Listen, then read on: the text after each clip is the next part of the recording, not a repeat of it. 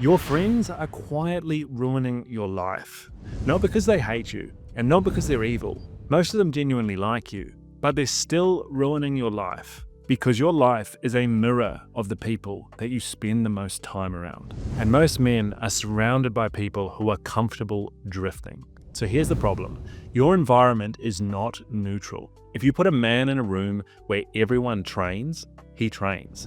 If you put a man into a room where everyone is building a business, he builds a business. And if you put a man into a room where everyone complains, doom scrolls, drinks alcohol, and laughs at ambition, he does that too. That is not a moral statement, it's mechanics. And most men think that their life is purely a personal willpower contest.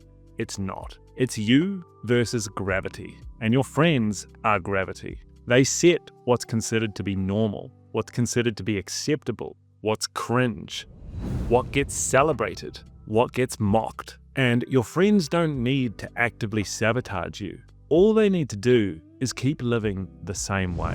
Because when you try and change, it threatens the group. It changes the pecking order and it forces comparison. If you start getting in shape, someone else feels lazy. If you start to make money, someone else feels behind. And if you start to build a real life, someone else feels like they're wasting theirs. So the group does what groups always do. It pulls you back to baseline.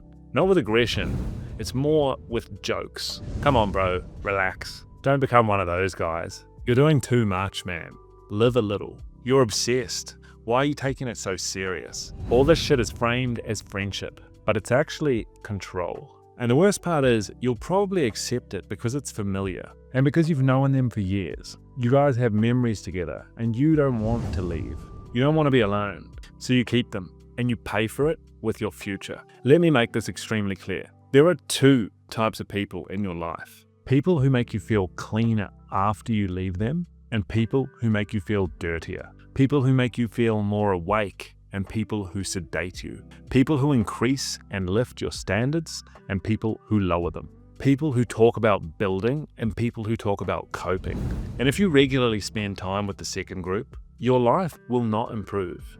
It can't. Because even if you have a big burst of motivation, you're going to come back to the group and you're going to be reconditioned. You'll go back to the jokes, the drinking, the low ambition, the normalized mediocrity. And eventually you start believing it. You think that maybe you're the weird one for wanting more. This is how men die without dying. Now here's the part that will actually change how you see your social circle. Friendship is not sacred.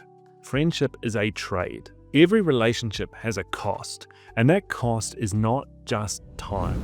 That cost is identity. The cost is your standards. The cost is the version of you that becomes normal when you spend your time around them. If you have friends who are drifting, your default will be drift. And if you have friends, on the other hand, who are disciplined, then your default will be discipline. If you have friends who cope, your default will be cope. And coping is the enemy of progress. Coping is what men do when they've given up. They call it balance, they call it mental health, taking it easy. What it really is surrender. So what do you do with this? Well, a lot of men hear this and they think that the solution is to cut everyone off and just become a monk. That is not what I'm saying. But what I am saying is you need to stop letting your social circle set your ceiling. Your friends can both be good people and still be bad for your future. Those things can both be true. So you don't need to resent your friends, but you do need to see the economics. And if you're really trying to change your life, you need to be extremely intentional about who gets access to you, because proximity is programming. So here's the real test. Think about the person who you spend the most time with. Now, if you became exactly like that person, ask yourself this: would you be proud? If the answer is no, then that is a major problem. And if you're still young, then this is the highest leverage decision that you can possibly make, because your environment compounds. And the difference between a friend group that pushes you forward and holds you back is not small. It is the difference between a life that accelerates and a life that stagnates and loops. It's the difference between building something meaningful and coping. And it's the difference between respect and excuses. And ultimately, this forces you to confront something that a lot of people prefer to avoid. You can't both win and keep everyone. You can't level up and keep the same social contract. If your identity in your group of friends is the funny one or the chill one, or the party guy, or the bro who never takes things seriously. The moment that you stop trying to play that role, the group will resist, and they'll try and pull you back, sometimes consciously and sometimes unconsciously. So you have a choice. You can keep the comfort of belonging, or you can build the life that you actually want. Most people choose belonging, and then they wake up at 30 and they realize that they blew their whole 20s being entertained by people who aren't going anywhere. So here's the thing. If your friends require you to stay small, to stay included, they are not your friends. They are your cage.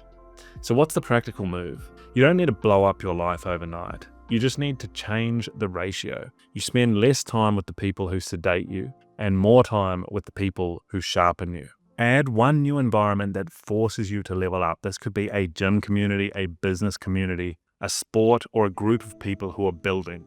You don't need to make 100 new friends. You just need one room where excellence is normal. Because once excellence is normal, your old life starts to feel embarrassing. And that's when change becomes permanent. And we'll wrap it up there. That's how your friends are quietly ruining your life. Not through malice, but through gravity. And if you want your life to change, you need to treat your social circle like the strategic asset that it is. Because proximity is programming. So choose your proximity like your future depends on it. Because it does.